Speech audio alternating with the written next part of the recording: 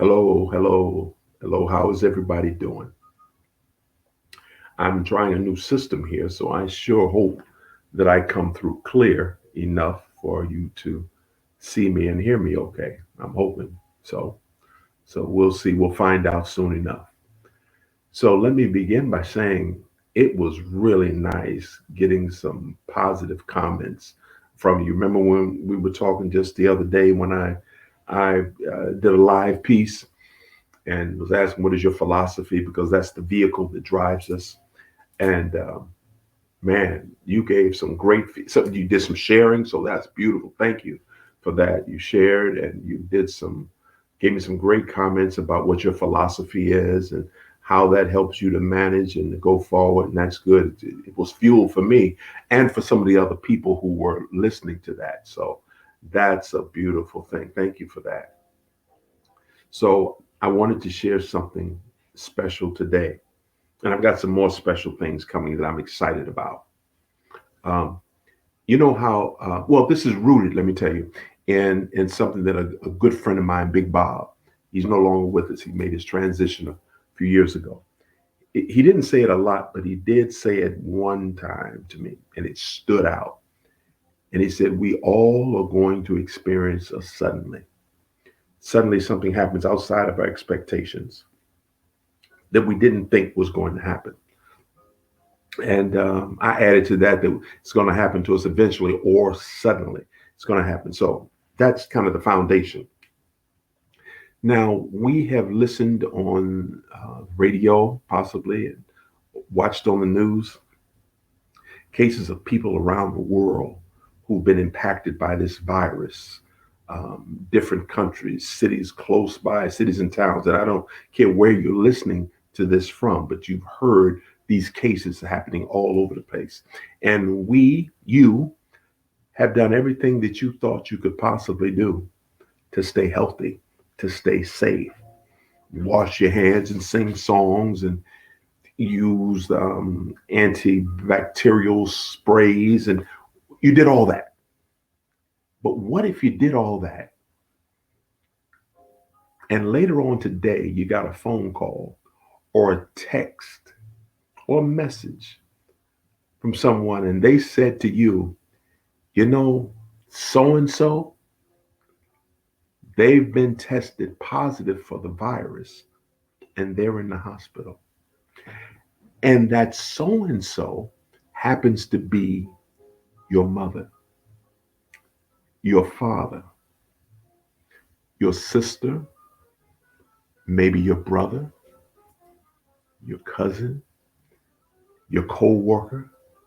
What if when you hear that message you think, man, we were just working side by side together. Wow, I was just over their house. We just ate lunch together. We were just on the set together.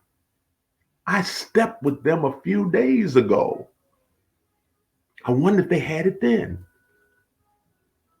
I was at the place where we were on karaoke together or we did open mic together and did I use the same mic?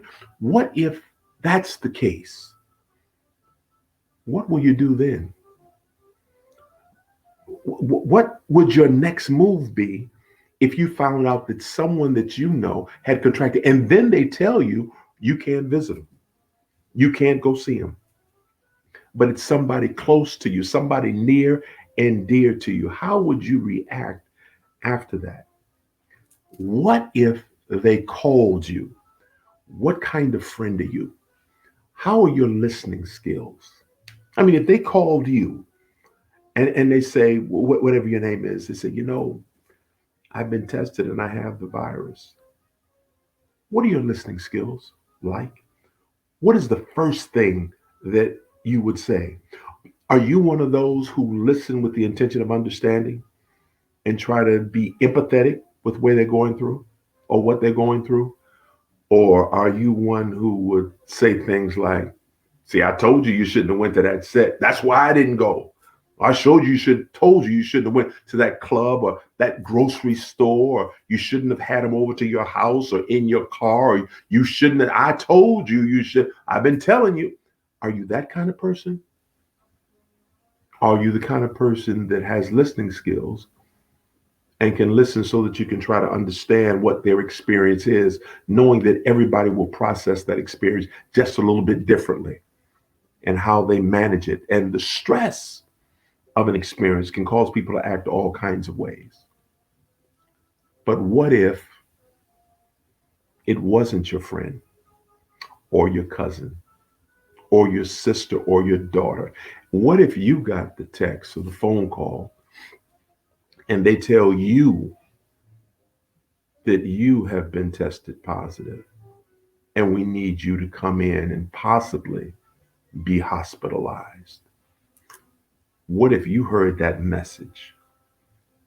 Because it's likely, depending on how many people see and hear this, that before this day is over, somebody in this circle may experience it suddenly.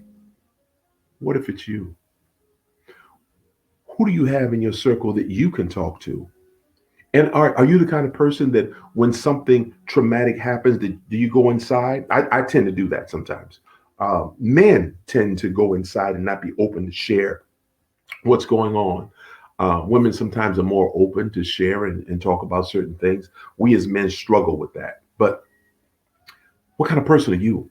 Are you one that would go and have someone to call? Do you know who you would call? Do you have a friend? They call them that 3 a.m. person that you can call when something is going on, and you can honestly tell them what you're feeling and how you're feeling. How would you manage after that? How would you manage after you heard that diagnosis or that diagnosis, that test result that you're positive and you have something that there is no cure? What would you do then? I think typically what happens, people um, get a little bit more clear sometimes about what their purpose is and where they're going in life when they have those kinds of matters happen to them. You kind of assess your life and see, wait a minute, am I where I want to be? Am I following my purpose? Am I doing what I should be doing in terms of myself and other people? Have you? I don't personally. I've had times in my life where I've laid down to go to sleep at night and didn't know if I would wake up the next morning. Matter of fact, I laid down and thought it was possible that I wouldn't wake up the next day. And I had that assessment. I had that question that I had to find an answer for.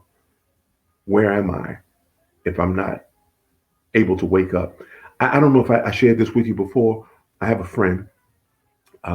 His name, maybe I won't mention his name right now. I don't know if it's appropriate or not. He's a good friend of mine. And I went to see, I talked to him on the phone when he was in the hospital.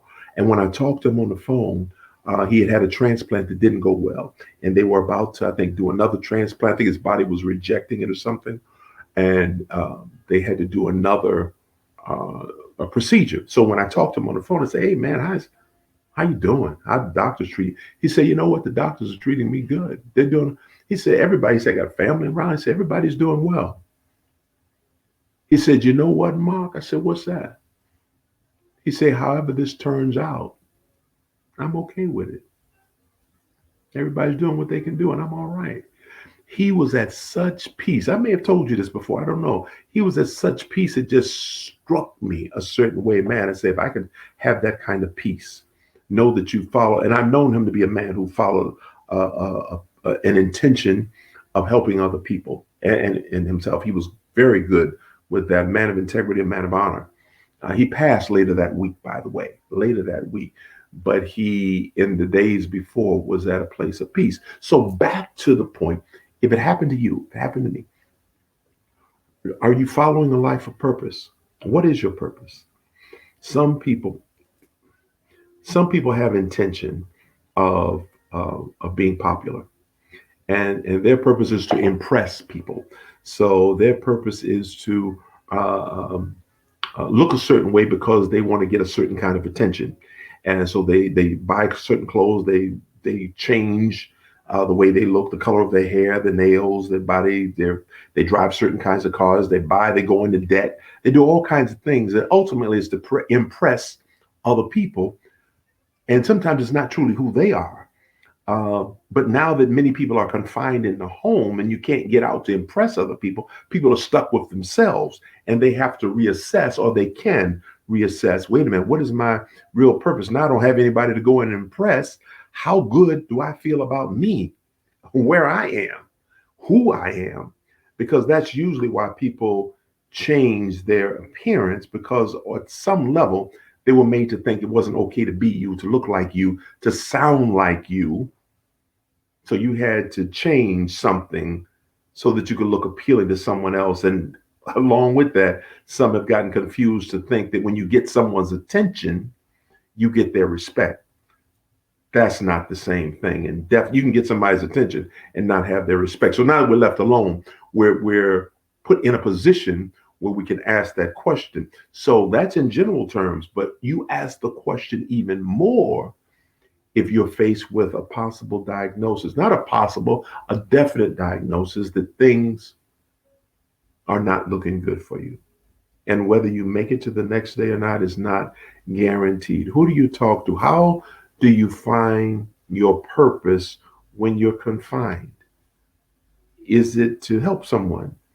Is it to share? And I know during this time, we see on social media people doing a variety of things. Some are playing music, some are staying fit and demonstrating that. And because people are doing a lot of things, but I think it gives us an opportunity um, to decide exactly what our purpose is. And I of the opinion that we all have the same purpose. So people go through life, oh, how can you find your purpose? And I think this is a pretty could be a controversial thought, that we all have the same purpose, no exception. And that is divinely, in my assessment, based on research, insight, observation, and experience, that the same thing happens for everybody. We follow a particular purpose, which is to evolve, just like the seed that traveled along to meet the egg, to produce you uniquely to be who you are. That journey included you evolving, expanding, and transforming. And as we continue to get older and go through life, we go through that same process. We evolve, we expand based on what we have been exposed to, and then we transpire or expire as we transform. So I think that's a divine purpose. What becomes a difference is as we develop different gifts and talents, what will be our preference in how we expand, how we evolve. And that has to do with what we consume, what we expose ourselves to in terms of our reading and our watching and our company that we keep. But I think if we're able to sit still for a moment, we can examine, okay, wait, what is my real purpose in being here? Viktor Frankl, in his book, Man's Search for Meaning, and talked about the people who survived concentration camps and did it the best were those who had purpose. They had meaning. What gives you meaning? I would love it if you would share some of your comments and thoughts. The ones you shared before, oh, they were amazing, and I thank you for that. I grew from that. So I'm going to encourage you to do that. Share your thoughts about what gives you purpose, and how good of a listener are you, and how good are you at communicating something when it's not so popular? Because I have a few friends now who don't just share their great moments; they share moments when things aren't so well with them. But the majority of people, especially that we see on social media, they show you how the meal looked when it was cooked well, not all the burned dishes that they made trying to get to that point. They show you when they and their significant other are having a happy time and toasting together, not when they had an argument. And we look at these highlight reels and sometimes think, oh man, everybody's life is great except mine. Well, that's a highlight reel, not the backstory, not the behind the scenes. So I'm asking you, how good are you at sharing when something is not going the best and you might need some help and support to make it? My goal is to do all that I can to touch lives to help people to heal through difficult situations, to help some unleash the anchors that holds us down from excelling to where we could excel, from healing like we need to heal and living the life that we were intended to live, and to be able to be free enough to remove the mask so we can actually be who we were intended to be without apology. So I ask that you share those things. Those who you chose to listen, I hope this came through. This is the first time I'm using this system. Share your comments, your thoughts. I anxiously look forward to that. Um, and thank you for being here. And stay tuned. I've got something exciting coming up very, very soon I want to share with you. All right. Till the next time, travel well with respect.